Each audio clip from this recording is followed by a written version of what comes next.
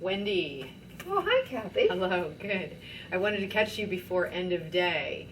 And the reason that I wanted to catch you is I had the opportunity to overhear a part of your conversation with the customer that you had about a half an hour ago. The gentleman... Mr. Dalton. Mr. Dalton? Mm-hmm. Mr. Dalton.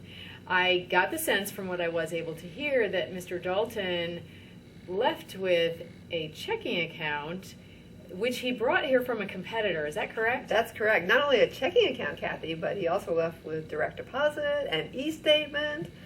Fantastic. Fantastic. Congratulations on that. Thank you. Good. Yeah.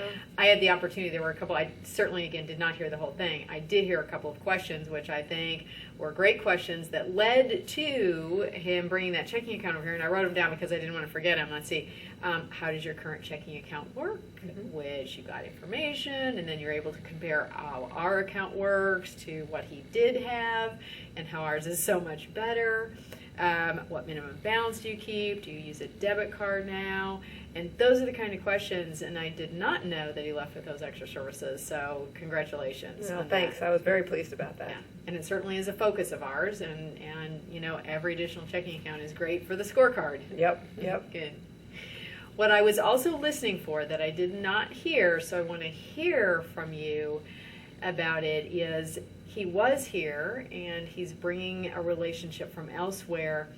What about questions exploring other areas of financial need, Wendy, like saving, investing, borrowing, anything like that? Were you able to have that kind of conversation with him too, Mr. Dalton? Yeah, no, to be honest, we didn't. He came in with the request for a checking account, and I knew he didn't have a lot of time, so I kind of just stayed down that track with him. All right.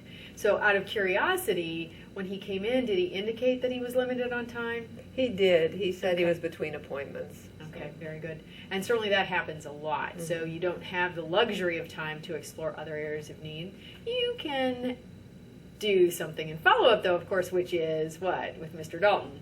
Well, I guess, making sure I contact him again and find out if we can serve some of his other financial needs. Right. So, and therefore the importance of asking at least a couple of good open-ended needs assessing questions when you do have someone in front of you so that you have a reason for contacting them again. Mm-hmm. And not that you would take a lot of time necessarily, just a reason that you can mention when you do contact them again. How comfortable are you, Wendy, asking about other areas of financial need when there is time even with a customer? Mm-hmm. I'm not real comfortable, Kathy. I know we've talked about it in our team meetings, and I know you've said that it's important to try to get customers to get as many products and services as we can for the customer as well as for me and the bank, but it's not something I do very naturally or easily.